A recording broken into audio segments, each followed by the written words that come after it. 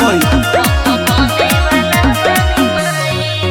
काहे उल्टी करत बाड़ू भोरे से कहर अखिया भरल बाटे लोरे से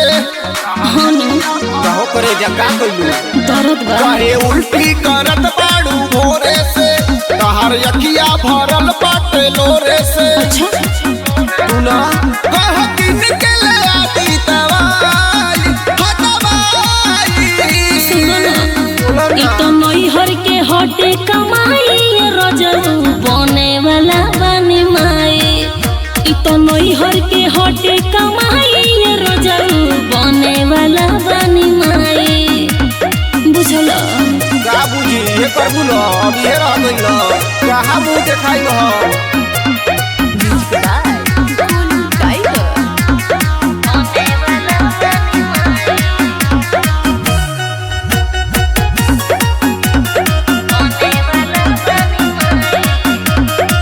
हमरा संगे तू तो छलो हो कइलू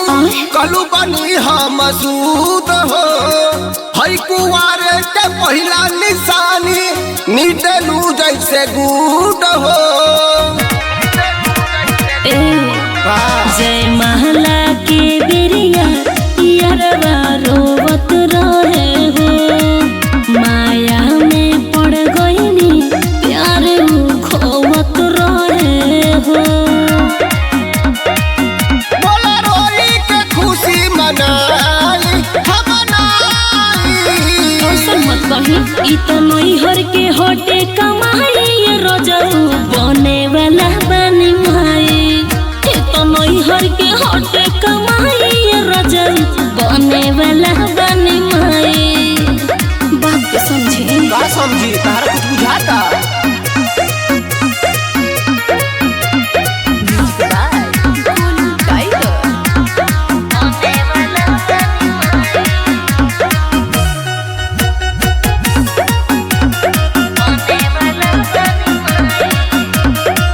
यादव मुकेश दिनेश के दिहलू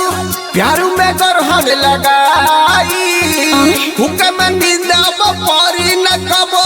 टेंशन में देह गल जाई माफ कह दिए प्रदीप बलम गलती अब ना होई जी रौरे हा धनी एकरा बाद अपन बगीचा बोई जी बुझल का बुझी हटा गुण के हुओ रूप आई ई तो नैहर के हटे कमाई रजऊ बने वाला बनी माई